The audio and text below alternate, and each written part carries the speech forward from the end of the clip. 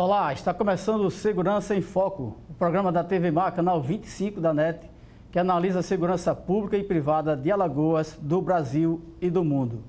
Hoje iremos tratar do projeto de lei do abuso de autoridade, recentemente aprovada no Congresso Nacional e que agora está nas mãos do presidente Jair Bolsonaro para ser sancionada com ou sem vetos. O projeto é bastante discutido, criticado por alguns e elogiada por outros.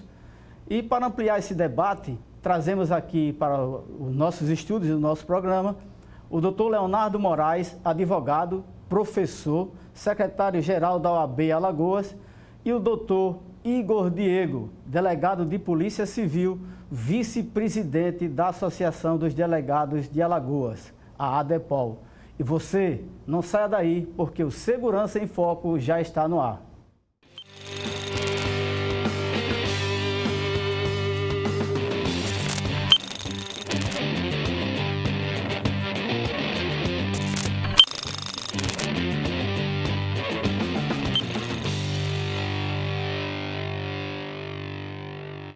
O Segurança em Foco está começando, programa que é transmitido ao vivo pelo canal 25 da NET, da TV Mar, pelo portal Gazeta Web e pelas nossas redes sociais. Hoje temos a honra de receber aqui nos nossos estúdios o Dr. Leonardo Moraes, advogado, professor, secretário-geral da OAB Alagoas, e o Dr. Igor Diego, delegado de Polícia Civil, vice-presidente da Associação dos Delegados de Polícia Civil de Alagoas, a ADEPOL. Eles irão tratar aqui do projeto de lei de abuso de autoridade policial, não, lei de abuso de autoridade. Bom dia, doutor Leonardo, bom dia, doutor Igor. Já apresentando os nossos cumprimentos e agradecimentos por estarem aqui, nos honrar com suas presenças. Vamos iniciar com o doutor Leonardo. Doutor Leonardo, o senhor concorda com o projeto de lei de abuso de autoridade? Primeiro, agradecer a oportunidade mais uma vez de estar com o senhor, doutor Flávio. Agradecer pelo convite, de tratar de um assunto tão interessante. E também conhecer o doutor Igor, Doutor Igor Diego, delegado de Polícia Civil aqui em Alagoas, que eu não tive ainda a honra de trabalhar com ele. É uma grande liderança da Polícia Civil. Esse dia vai chegar logo. Enfim, bom dia a todos. Eu sou, sim, favorável ao projeto de abuso de autoridade. Primeiro que já existe uma legislação no Brasil, desde 65, que trata do mesmo objeto. Entretanto, uma lei que possui pouca aplicabilidade ante ao tamanho de sua pena. Uma pessoa ou autoridade que venha a cometer um abuso, por exemplo, hoje, segundo a lei em vigor, pode responder a um crime cuja pena vai de 10 dias até 6 meses. Quer dizer, é uma pena muito ínfima, levando-se em consideração a gravidade desse comportamento. Então, a lei de abuso de autoridade ela já existe. A discussão diz respeito a um projeto de lei que busca incrementar mais comportamentos, mais condutas, de modo a evitar os excessos a serem praticados pelas autoridades públicas de modo geral. A própria lei é clara para dizer que a autoridade pública, não só o servidor que atua, que está na ativa ou que está na inatividade, desde que ostente a sua condição de servidor público para o fim do cometimento daquele comportamento. Então, a cláusula ela é muito ampla, que engloba tanto autoridades militares como policiais civis, juízes, membros do Ministério Público, membros do Poder Legislativo, Executivo, Judiciário, de um modo geral. Então, eu vejo o projeto como um grande avanço com o fim de coibir os excessos. Quando se fala em serviço público, se fala a lei como o ponto de partida. A autoridade, ela age com o objetivo do estrito cumprimento do dever legal. O objetivo, portanto, é cumprir a lei. Então, em nome da lei, é que nós agimos enquanto brasileiros, enquanto autoridades. Então, o objetivo seria somente a limitação aos excessos que eventualmente venham a ser praticados. Perfeito. Por isso é que eu vejo com bons olhos, claro que algumas regras deveriam ser redigidas nesse novo projeto, porque traz uma cláusula muito aberta e daí seja alguma punição desnecessária ou desproporcional. Vamos discutir ponto a ponto. Doutor Igor. Sim, como representante aqui dos delegados de polícia, quero agradecer o convite e dizer que estou muito feliz em participar do programa de Segurança em Foco com o Dr. Flávio Saraiva, que é uma referência para nós aqui da Segurança Pública do Estado de Alagoas, e de poder participar com o Dr. Leonardo também aqui desse programa. E dizer que, com relação à nossa opinião, é que, com relação às investigações no país e ao sistema investigatório como um todo, não vemos com bons olhos a lei de abuso de autoridade, ou melhor, o projeto que está ainda para ser sancionado pelo presidente da República. Isso porque nós da segurança pública, que fazemos parte da segurança pública, o policial civil, o policial militar, o policial federal, rodoviário federal e os delegados de polícia já são submetidos à lei de abuso de autoridade, como o próprio Dr. Leonardo citou aqui, mas é uma legislação antiga, de 1965, né, que foi aprovada em uma época completamente diferente da que nós vivemos hoje aqui no Brasil. E com relação a determinados pontos da lei, nós somos contra. Entretanto, é importante dizer que nós somos a favor de combater qualquer tipo de excesso que venha a ser praticado por servidores públicos no exercício da sua atividade. Entretanto, esses excessos existem mecanismos para serem combatidos, como, por exemplo, as corregedorias da Polícia Civil, da Polícia Militar, corregedorias da Polícia Rodoviária Federal, da Polícia Federal. E por conta dessas situações, e nós vamos discutir mais à frente, existem determinados pontos na lei que são muito abertos e, como o próprio doutor Leonardo falou, as autoridades constituídas para trabalharem com o objetivo de tirarem de circulação aquelas pessoas que estão cometendo atividades criminosas, vai fazer com que os delegados de polícia, membros do Ministério Público, tenham dificuldade na sua atuação, sem saber até onde poderá agir ou não, com receio de ser punido pela sua conduta de trabalhar em prol da sociedade. Então, são temas que nós vamos discutir. Vamos discuti-los. Os delegados alagoanos já estão bem acostumados com essa fiscalização, né? Nós temos a corregedoria, nós temos o promotor que nos fiscaliza, e faz um trabalho conjunto no desenvolvimento de tudo isso. Somos bastante fiscalizados e é uma coisa boa, né, com previsão legal. Somos também fiscalizados, não fiscalizados, mas todos os nossos atos também são apreciados, quase todos os atos que mereçam a ida ao Conselho de Segurança Pública também são apreciados lá. É um conselho que tem poder deliberativo, então essa fiscalização para os delegados de polícia não é nenhuma novidade. Agora tem uns pontos da lei que precisamos aqui comentar, que são visões diferentes do advogado e do delegado. Vamos pontuá-los. Me permita só falar, complementar essa situação, de que várias dessas condutas são previstas na lei de abuso de autoridade antiga, são apenas repetidas com uma pena maior agora no novo projeto, mas que nós temos evoluído muito especificamente em Alagoas, enquanto delegados de polícia, em realizar as investigações e em trabalhar em parceria com a própria Ordem dos Advogados do Brasil, sobretudo em Alagoas, que são bem atendidos. Nós temos aqui o nosso propósito de que o delegado de polícia é a primeira autoridade a garantir os direitos individuais do cidadão. Então, nada dessas condutas aí, ou quase nada, nós não estamos acostumados. O que vamos verificar é a tecnia, né, dessa norma em poder abraçar situações amplas demais, sem saber a autoridade policial se vai se enquadrar ou não naquela situação, naquela conduta. O que eu digo que para o sistema policial, para o delegado, não representa muita novidade, a não ser alguns tipos que estão sendo aqui criminalizados, né? Algumas condutas estão sendo tipificadas como crime, que aí, de fato, é uma ameaça até a estabilidade do servidor público. Mas, falando disso, essa lei não seria uma descrença em relação ao poder, o papel do CNJ e do próprio Conselho Nacional do Ministério Público? Eu entendo que não, doutor Fábio. Claro que a gente não ataca situações pontuais, né? São poucos os casos que nós temos problemas que envolvem aqui em Alagoas com algumas autoridades. Na verdade, existem alguns pontos ou outros, né, em que a gente vem efetivamente a se queixar acerca do não atendimento e não acesso. Teve alguns casos que a gente vai, claro, discutir ponto a ponto, junto a instituições, né, a Ordem dos Advogados do Brasil, da Delegacia de Polícia, e a gente, claro, numa conversa respeitosa, a gente sempre fala sobre o cumprimento da lei e o objetivo de respeitar as nossas prerrogativas nossas, né, como advogados e como delegados de polícia. Mas existem ao longo do tempo, um excesso, e eu falo de forma geral, que vem sendo praticado. E muitas vezes o responsável por isso vem algumas operações que estão sendo realizadas. E essa resposta que vem através da lei da obrigatoriedade, claro, há um contexto político por trás, eu sei disso, mas eu vou comentar do aspecto jurídico, né? O contexto político já é notório. Mas há alguns excessos que foram sim praticados. E vou dar a você um exemplo, doutor Flávio. A lei é clara quando estabelece a regra para uma condução coercitiva de alguém. A condução coercitiva, ela acontece quando a lei diz expressamente que a pessoa se nega ao comparecimento espontâneo da delegacia de polícia, por exemplo. O delegado notifica a pessoa a comparecer à delegacia no dia 5, por exemplo, às 9 horas, e a pessoa, sem qualquer justificativa, não comparece. O delegado de polícia ele pode emitir, né, uma notificação ameaçando a pessoa para comparecer no dia marcado sob pena de condução coercitiva.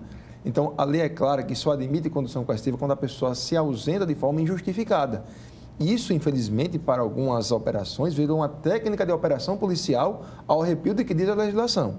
Justamente por isso, se trouxe agora como crime, né, pelo menos o projeto tem essa intenção, de que a determinação de um comparecimento obrigatório a uma delegacia de polícia, por exemplo, ou órgão do Ministério Público, sem uma intimação prévia e sem uma ausência injustificada, pode corresponder como crime.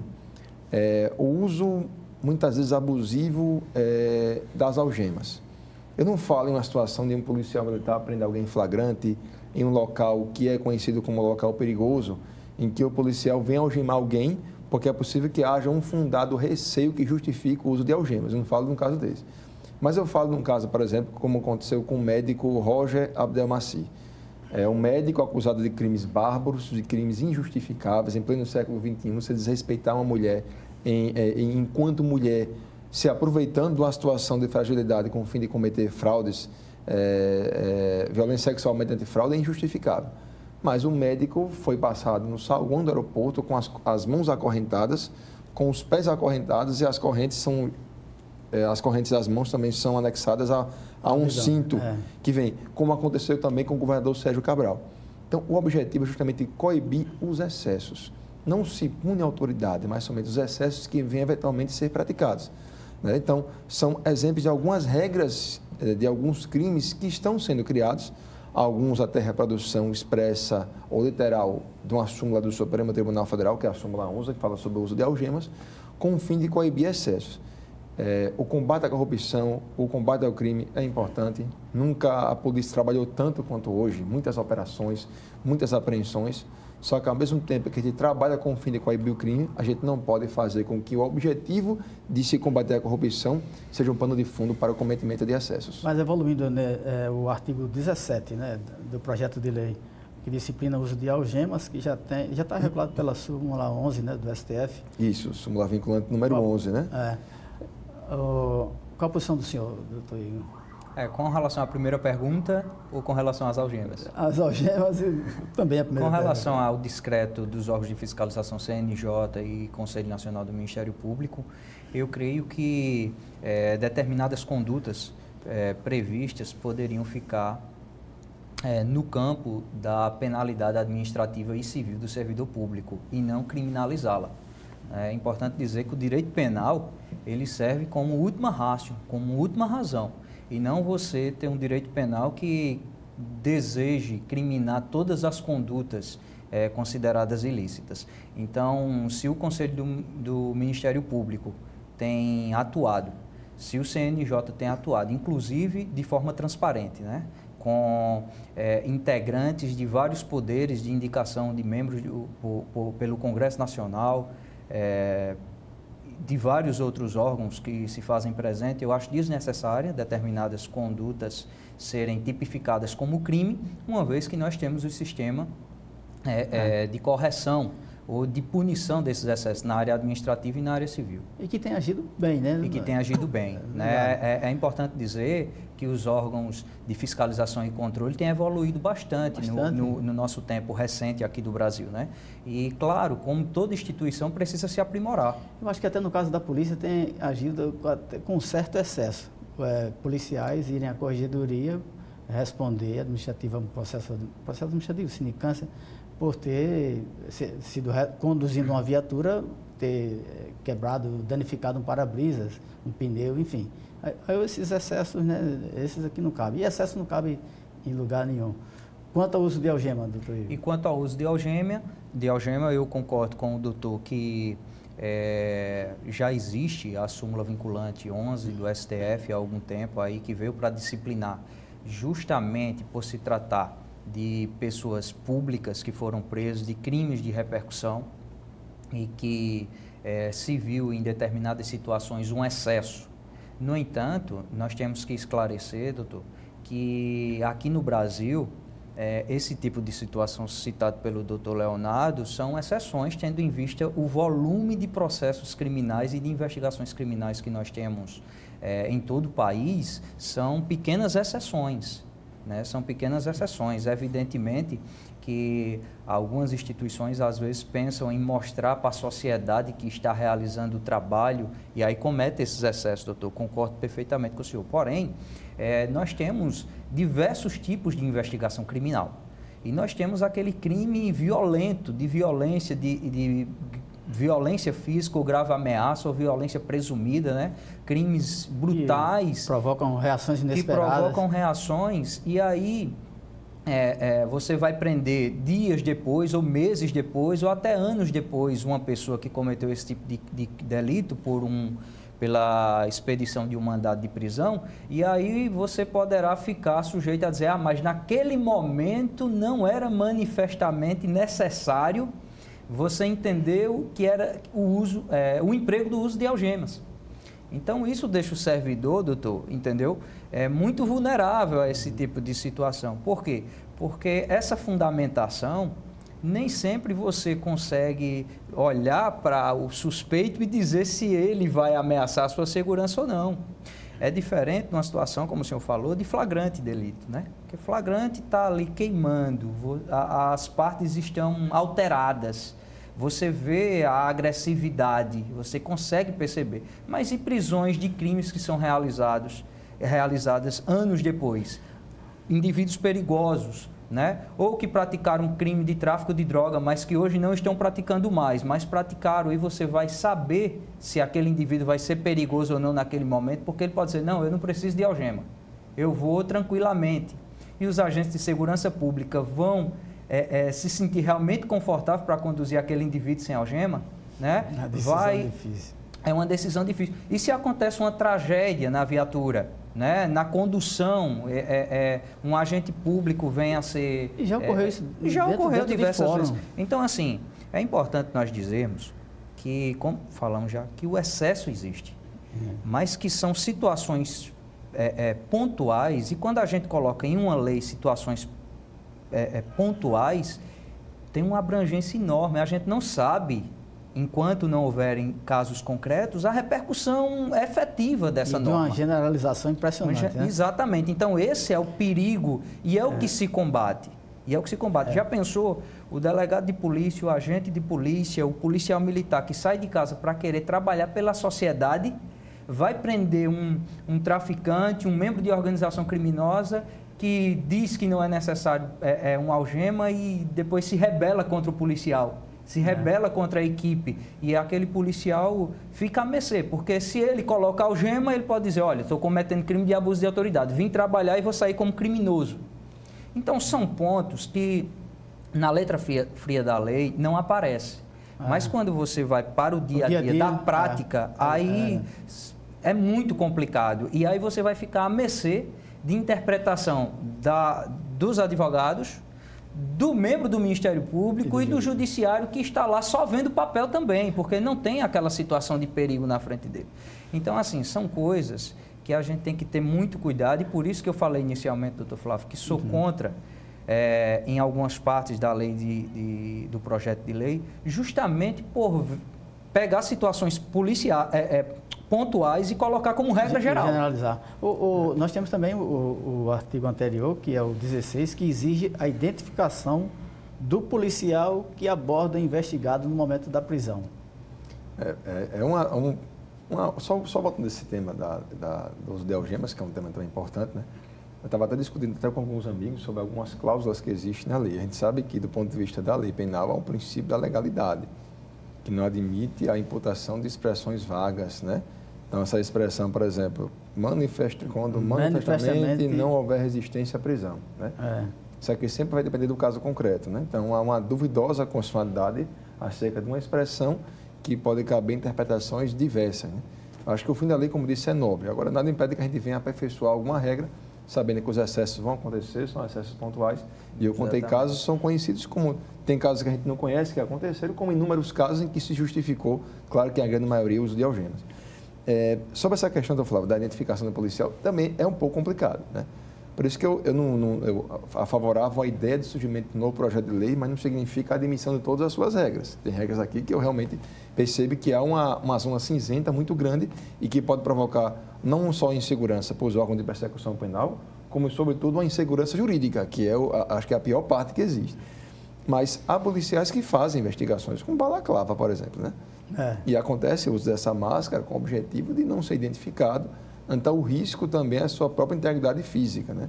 Há pessoas que são vingativas, há pessoas que são perigosas, né? Mas a identificação na hora da captura, na hora da prisão, ela é difícil de ser analisada. Eu acho que é um ponto que gera uma dúvida muito grande, né? Em saber que se alguém vai cumprir uma operação e colocar uma máscara para não ser identificado por alguém que é reconhecidamente perigoso, se o fato de usar essa máscara evitando um risco à sua integridade física pode ser interpretado como um crime, né? Simplesmente por não revelar o seu nome ou a sua imagem. Mas esse já está no próprio auto de prisão em flagrante, né? Exatamente. Realmente é um perigo. Por isso que eu digo, o caminho da advocacia não significa a admissão de todas as suas cláusulas, não. Eu acompanhei até o posicionamento e a discussão no Colégio de Presidentes da OAB e no Conselho Federal da OAB, que foi aprovada de forma unânime. O que ele falou foi que o projeto é necessário, mas não significa a admissão de todas as suas regras, como, por exemplo, essa, que pode levar um risco muito grande ao policial e um risco pior de um subjetivismo em uma decisão judicial ou oferecimento de uma ação penal, por exemplo. Doutor Igor. Bem, com relação à identificação do condutor da prisão e da testemunha que efetuou a prisão, isso aí já consta, doutor, na nossa legislação há muito tempo, né, no Código de Processo Penal. Quando é realizada uma prisão em flagrante, nós, delegados de polícia, entregamos a nota... Cumprimento de mandado também. Cumprimento de mandado, entregamos mas sobretudo no prisão em flagrante, nós entregamos nota de garantias constitucionais e a nota de culpa que vai devidamente com o nome do condutor da prisão e da testemunha, que são, digamos assim, dois condutores da prisão. E o preso já recebe toda essa informação. Não é? Isso é importante, eu acho importante, por quê? O ponto da importância. Porque se houve abusos e excessos no momento da prisão, como, por exemplo, violência física desnecessária, né? Ou dentro da residência se alega que desapareceu algum bem, você sabe quem efetuou aquela prisão. Você sabe, até nós, para delegados de polícia, que às vezes fazemos operação com 400 homens, como nós já fizemos aqui, com quase 500 pessoas, lá em Arapiraca fizemos uma operação, e nós tínhamos 135 alvos na operação que fizemos, como é que eu, delegado de polícia, vou saber quem foi a cada alvo? Então, é importante que na hora do cumprimento da busca, da apreensão, a gente também tenha o nome dos policiais. Perfeito. Né? Agora, que essa garantia, ela tem que ser vista como já está reconhecida no Código de Processo Penal e não criminalizar determinadas condutas. Né? Isso pode ser apurado, como eu falei, nas corregedorias. E se o servidor cometeu excessos, por exemplo, praticou lesão corporal, praticou tortura, já tem o crime de tortura para isso. Né? Já algum objeto dentro da casa desapareceu, dinheiro desapareceu, já tem crimes prevendo essa conduta também. É desnecessário o abuso de autoridade prever também isso como abuso de autoridade, a simples não identificação do policial, né, no momento. Por que isso? Policiais militares fazem a segurança ostensiva. Então, policiais civis, via de regra, também trabalham, vamos dizer assim, de rosto limpo, né? Sabendo quem é, todo mundo lhe conhece na cidade que você trabalha, a autoridade policial, os policiais. Só que nós temos setores de inteligência, doutor Flávio. Setores de inteligência, pessoas que trabalham no exercício da atividade policial que não podem ser identificadas. Essas pessoas, elas são fundamentais no dia da operação porque ela nos traz todas as informações para o devido cumprimento de determinadas operações. sobretudo em lugares perigosos. Casas, né? sem número, casas sem números, difícil identificação. Criminosos que vivem invadindo casas abandonadas. E aí, se esses policiais que trabalham somente no setor de inteligência aparecem, você acaba com todo o setor de inteligência da polícia, porque tem determinadas informações que, se eu conheço o doutor Flávio e eu vejo que ele está andando em determinada região, eu vou saber que ele está levantando informações criminais.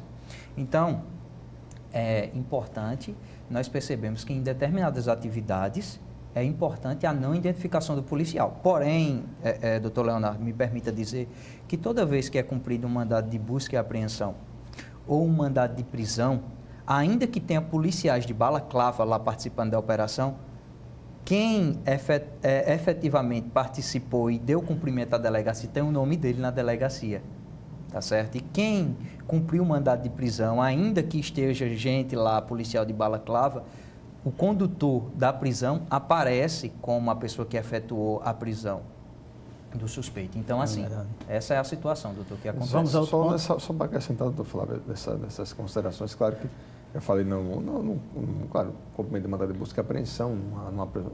Balaclava numa prisão em flagrante é mais complicado, mas seria muito mais numa operação, como acontece muitas vezes, que a pessoa pede para a pessoa se identificar quem é a pessoa e a pessoa insiste em não fazer, etc.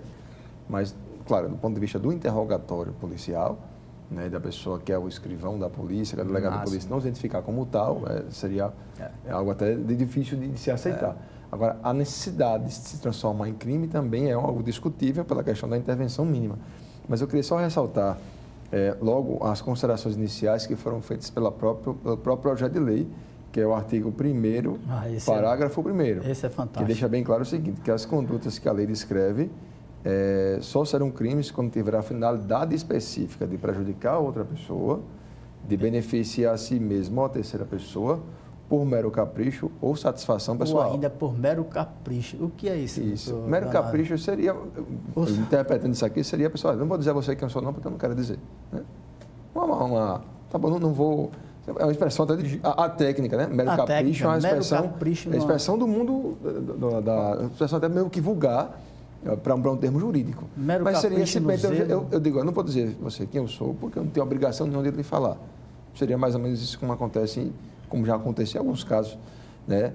Mas é bom deixar bem claro que essa finalidade específica é fundamental para a existência do próprio crime, né? Em casos justificados, que não acontece em interrogatório, não tem como justificar se não fornecer o seu nome, mas em casos justificados, estaria então afastado qualquer possibilidade de responsabilização penal.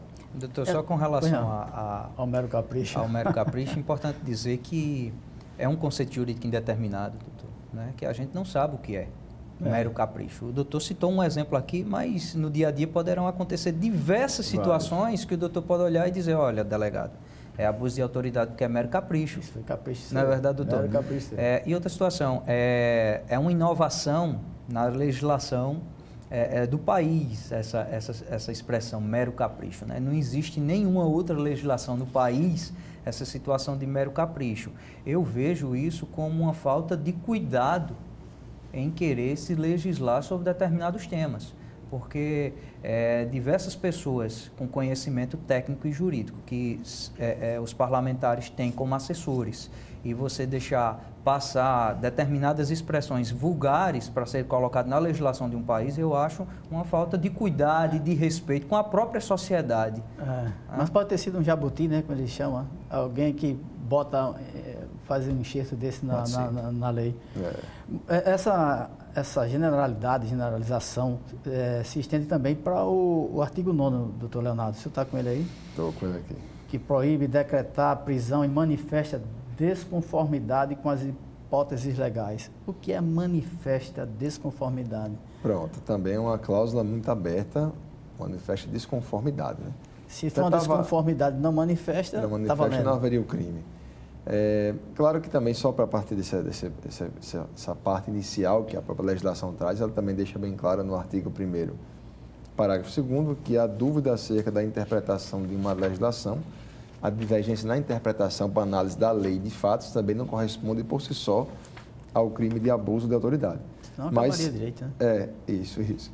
Então, Eu estava até conversando, eu até ouvi um comentário até de um amigo, que é o Adriano Soares, no Facebook hoje, basicamente conceituando o que significa manifesta desconformidade com as hipóteses legais.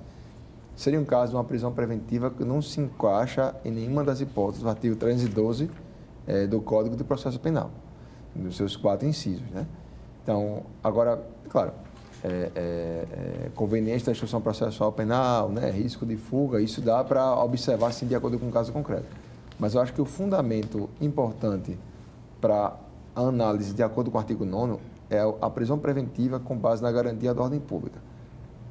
Eu confesso a você, doutor, que eu não sei o que significa garantia da ordem pública, né? Porque cada autor e cada tribunal tem um conceito diferente. Na verdade, garantia da ordem pública é um conceito tão vago que você tem aí uma cláusula aberta para você colocar nela o que você quiser. Você pode dizer que garantia da ordem pública é o fato que é muito grave. Você pode dizer que a garantia da ordem pública é porque o fato é muito complexo. Você pode falar que essa mesma garantia da ordem pública significa um fato que choca a sociedade. Eu já vi até argumentos de que a garantia da ordem pública é um fundamento da prisão preventiva, porque se a pessoa não for presa preventivamente, haveria um descrédito ao Poder Judiciário. De modo que o Poder Judiciário só tem crédito se a prisão preventiva for decretada. Se a pessoa fica em liberdade, ele não tem crédito algum. Quer dizer, se você for compatibilizar o artigo 9º com o artigo 9º, com o artigo 312, com o fundamento da garantia da ordem pública, haverá um fundamento perigoso. Eu acho que o espírito é importante, pois muitas prisões preventivas foram decretadas, e isso aconteceu de fato com o objetivo de se colher uma colaboração premiada. E você não pode usar a prisão preventiva com esse instrumento. A criminologia estuda sempre o lawfare, né? Que é a guerra jurídica, que é o uso das regras formais do processo penal com o fim não de proteger, uma investigação ou de garantir o direito fundamental, mas sim com o objetivo de obrigar alguém a, de forma não voluntária, a delatar uma outra pessoa que é criminosa. Então, a questão da garantia da ordem pública seria incompatível com esse fundamento. Por isso que eu acho que é possível que haja uma nova redação a ele, mesmo sabendo que o espírito ele é importante sim. Há um excesso muito grande de prisões preventivas, prisões desnecessárias, pessoas que são no final absolvidas. A gente tem relatos, documentários, vários e vários casos.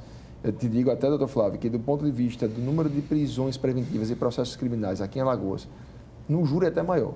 Eu digo que fatalmente uns 35% dos casos em que as pessoas são denunciadas são absolvidas no final do processo. E no júri esse número aumenta, né? Como nos jurados o sistema é da íntima convicção, os jurados eles conseguem perceber argumentos não só jurídicos, mas também argumentos metajurídicos e extrajurídicos com o fim de absolver alguém.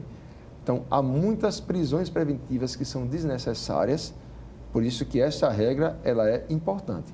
Mas a redação, ela dá margem, primeiro, à violação de princípios penais, a legalidade e o princípio da taxatividade, e o segundo, essa desconformidade com a garantia da ordem pública, que é o principal fundamento das prisões preventivas no Brasil. Acompanhando aqui as palavras do doutor Leonardo, eu concordo com o que ele falou. E primeira violação é o princípio da legalidade. A legalidade se desdobra em reserva legal, taxatividade, anterioridade ou retroatividade. Aqui a discussão é taxatividade. A lei penal deve ser clara, certa e precisa. E aqui ela é completamente aberta. Então ela fere o princípio da legalidade, na minha ótica. O que é que acontece? Nós estamos, doutor Flávio, como se discutiu, aprovado no Congresso Nacional essa lei. Vai para a sanção ou veto do presidente da República, que tem o prazo de 15 dias. Caso ele queira vetar, ele pode se manifestar pela inconstitucionalidade de determinados artigos da lei ou pode se manifestar por falta de interesse público. São as duas argumentações que ele pode utilizar para se fazer um veto. Ainda que ele vete determinados dispositivos, o Congresso Nacional se reúne em sessão conjunta entre deputados e senadores e poderá derrubar esse veto com uma aprovação por maioria absoluta de seus membros. Mas é votação nominal. Mas é votação nominal. Aí vem uma das grandes discussões a respeito do projeto, né? Que foi a questão da votação na Câmara, da maneira que ela ocorreu.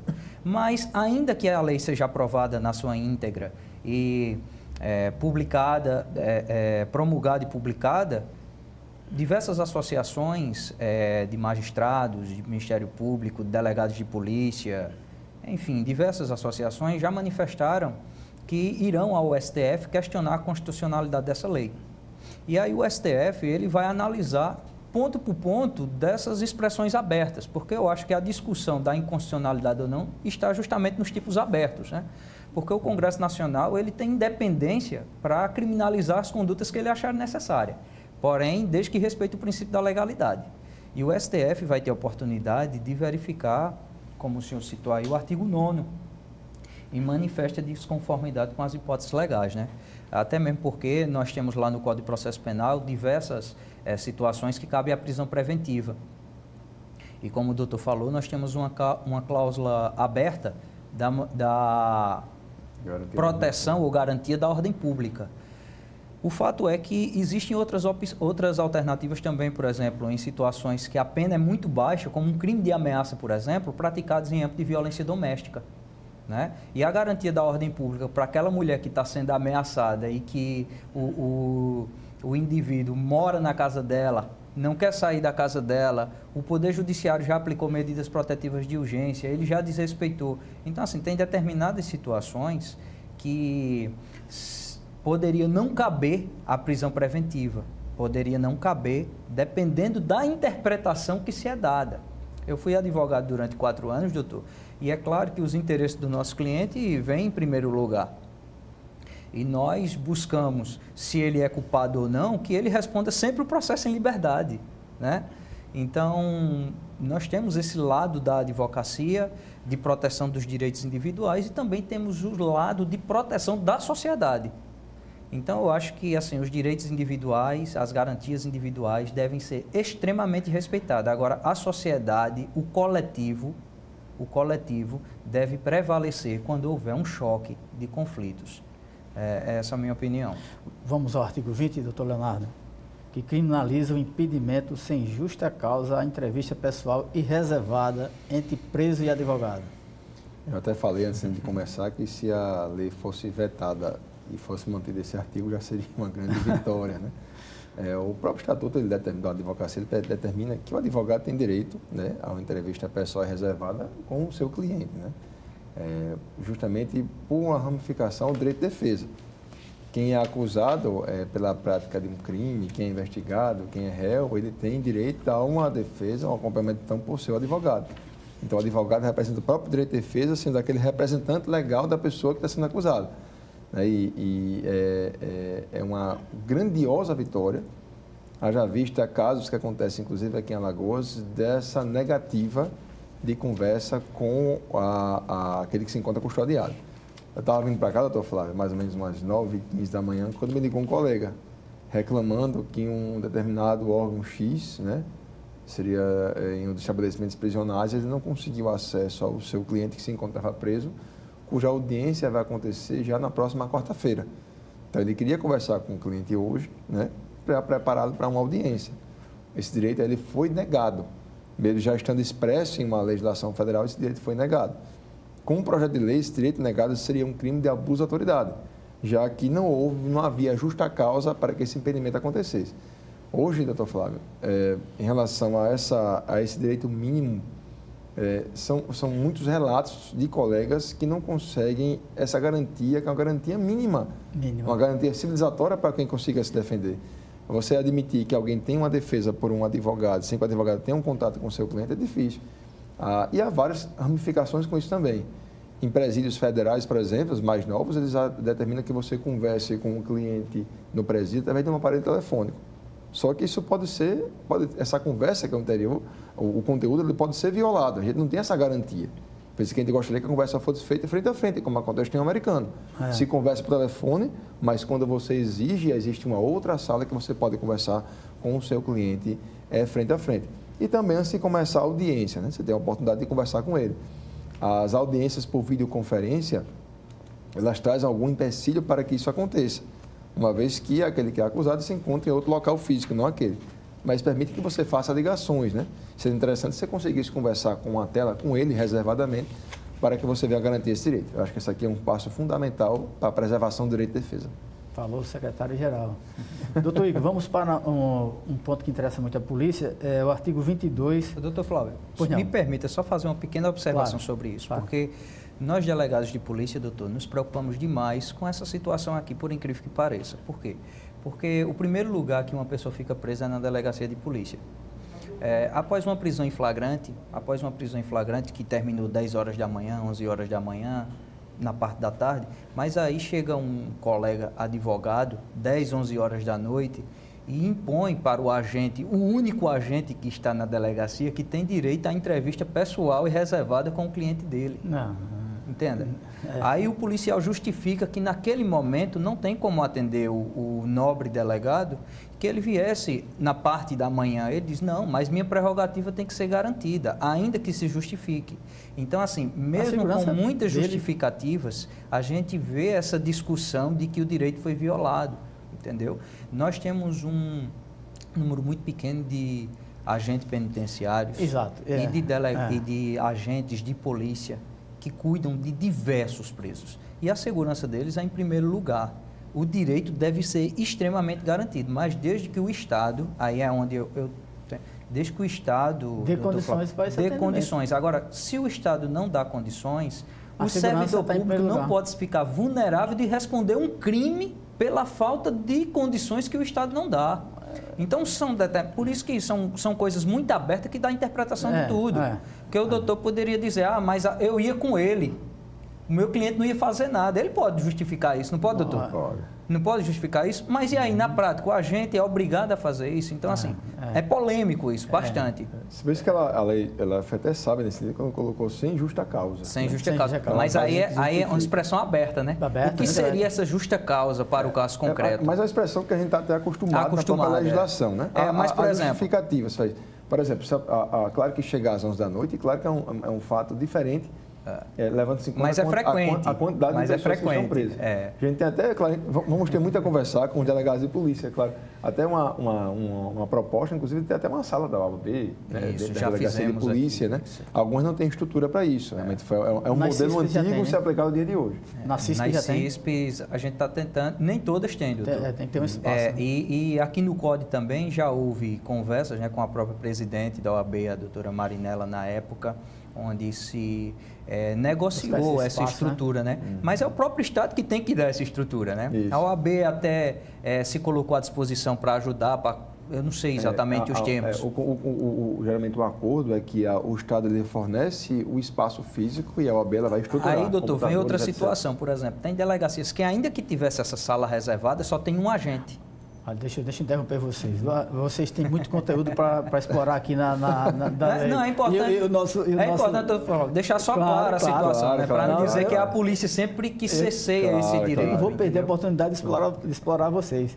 O artigo 22 ele fala do aparato policial empregado de forma desproporcional nos cumprimentos de mandados. O que é que o senhor diz disso, doutor Leonardo? É o artigo 22, 22, né?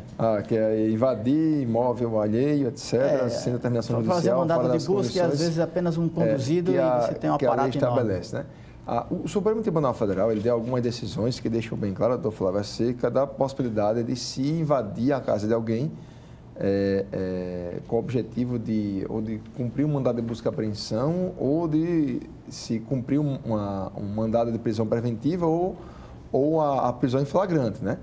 E quando se fala, se é para cumprir mandado de busca e apreensão, também é delimitado na própria legislação, o horário em que pode ser cumprida, bem como a busca e apreensão. Mas a questão do flagrante é que é um problema maior, porque o policial só pode invadir a casa de alguém quando é uma fundada suspeita da prática de um crime flagrante.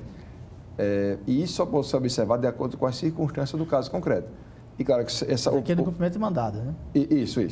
E aí, isso só poderia acontecer, porque tem o parágrafo 1º, inciso 1 e 2, né? Que fala executar mandado de busca e apreensão e outro que fala invadir sem determinação judicial. Mas, claro que essa questão da fundada suspeita é importante, a questão das invasões das casas para fins de evitar ou de se capturar alguém que está em situação de flagrante. Né? Acerca da busca e apreensão, acho que o respeito deve sempre imperar nisso, né?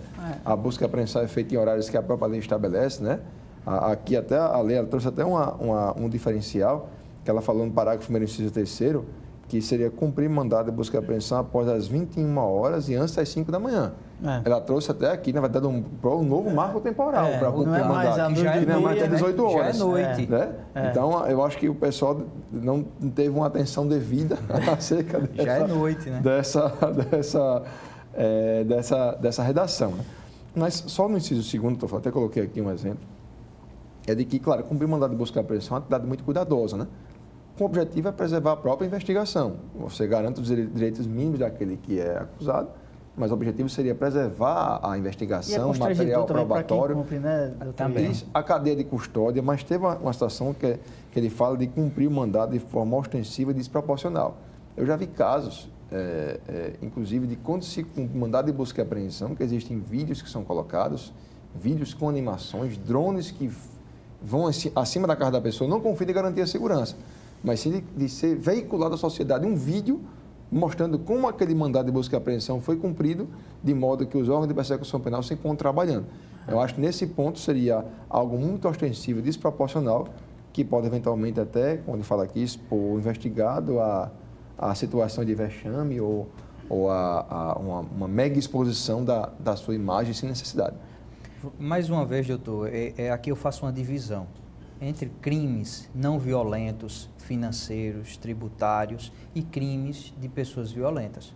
Por quê? Porque quando a gente diz cumprir o mandado de busca e apreensão mobilizando veículos, pessoal, armamento, de forma ostensiva e desproporcional, quem é que vai auferir essa proporcionalidade?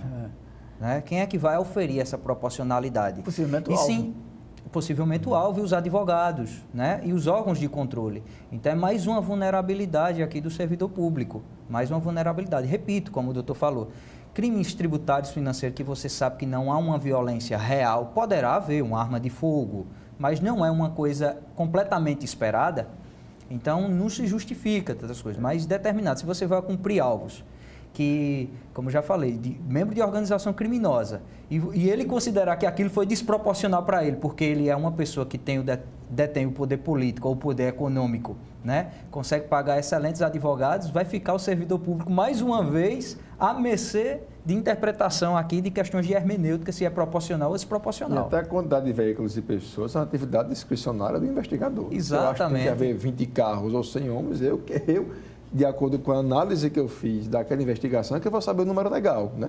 E por isso que eu digo, o espírito da lei é importante, mas a redação ela dá ensejo. Acho que faltou um diálogo muito grande aí com os órgãos de persecução penal. Sem dúvida. Uma coisa que afeta muito a atividade do senhor, induzir ou instigar a praticar infração penal com o fim de capturá-la em flagrante delito, fora das hipóteses previstas em lei. Isso é a questão do flagrante preparado, né? Nós já temos aqui uma vedação, acho que até súmula dos tribunais superiores, de vedação do flagrante preparado, onde você sabe que aquela pessoa está praticando crime, mas a polícia induz com que ela pratique para que possa ser presa em flagrante. Você não está induzindo uma pessoa inocente, mas você está induzindo que ela pratique para ser presa em flagrante. Esse é o flagrante preparado. Essa conduta de hoje é combatida pelo sistema do Poder Judiciário, onde relaxa a prisão tida como ilegal, né? E ainda que seja decretada uma prisão preventiva posteriormente, tem meios processuais de ser combatidos. E eu acho desnecessário criminalizar essa conduta, doutor. Por quê? Se a prisão acontece de maneira ilegal, doutor, já é encaminhado para os órgãos de controle, mais uma vez, essa informação. Tanto pelo advogado, quanto por requerimento do advogado, como diretamente pelo Ministério Público e pelo Judiciário. Então, assim, eu acho completamente desnecessária, é uma inversão de valores, porque nós não estamos falando de pessoas inocentes. O flagrante preparado não é de pessoas inocentes. O flagrante preparado, muitas vezes, doutor, é de pessoas que... Tráfico de droga, por exemplo. Você quer uma prova robusta da materialidade, e aí, diversas vezes... você fotografa quem está vendendo e comprando droga. Mas aí o agente policial, de maneira irregular, foi lá e incitou a compra daquela situação, auxiliou a compra daquela situação, para prender. Essa é a conduta.